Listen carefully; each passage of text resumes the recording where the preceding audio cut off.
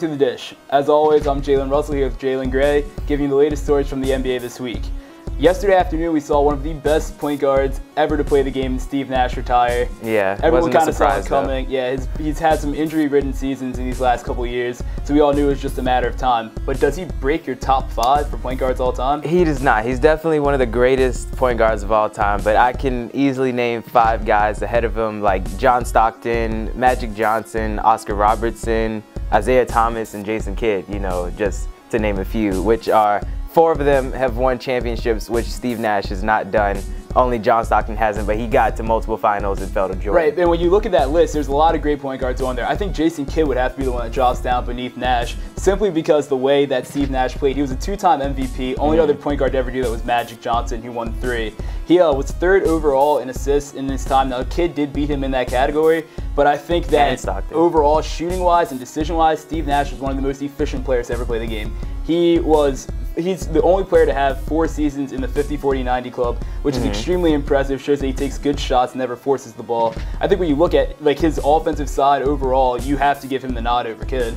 But I think therein lies the problem. He was a one-sided point guard. He only concentrated really on offense. He never really played any defense. It wasn't necessarily a liability on defense. It just said he wasn't putting up great numbers on defense. He really wasn't focused on defensive end. I mean, right, especially in the Phoenix system where their offense was their defense. But I think you also have to consider the fact that they revolutionized the game. When you look at Kyrie Irving now in the NBA and the way that everyone just runs up and down the court, that was all due to the way Steve Nash ran that offense and how well it worked for them.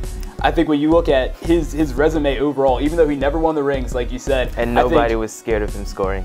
True, but he was efficient when he did shoot, and he could distribute the ball, and he got everyone else involved, which is really dangerous. I think when you look at the top 5, it's got to be Magic, Big O, Stockton, Isaiah Thomas, and then Steve Nash, with Jason Kidd going 6. Okay. But moving on, we're about 15 games out from the end of the NBA season this year. And when you get down towards the end of the season, the end of the year awards start to be figured out. One of the ones that's going to be kind of hotly contested this year is Coach of the Year. Yeah. Pretty much down to 2 coaches, Steve Kerr, who coaches the Golden State Warriors, and Mike Budenholzer, who coaches the Atlanta Hawks. Who do you have winning it? I actually have Steve Kerr win the Coach of the Year. You know, he has the best record in the Western Conference, which is the stronger of the 2 conferences, and the best record overall. He's taken them from, you know, 6th in the West to now 1st, and many people think they're, you know, a shoo-in to win the NBA Finals. I think that's a little far to go there shoo-in, but I think the way that Mike Budenholzer has helped that team, he's created a system that works for the players that they have, kind of implementing the Spurs system in Atlanta. And with a younger team like that, with a bunch of shooters on the outside, I think he's turned good players into great players, like Kyle Korver, who got his first All-Star Game appearance, including Jeff Teague as well, and Paul Millsap got his first 2 All-Star Game appearances under Mike Budenholzer.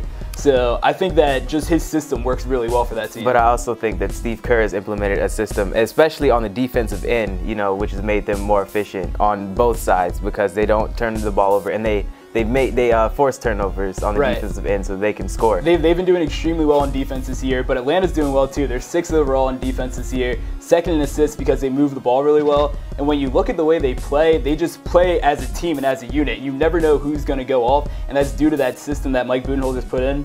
And when you look at the improvement over the year, they went from 38-44 last year to a 53-win team with 15 games left in the season.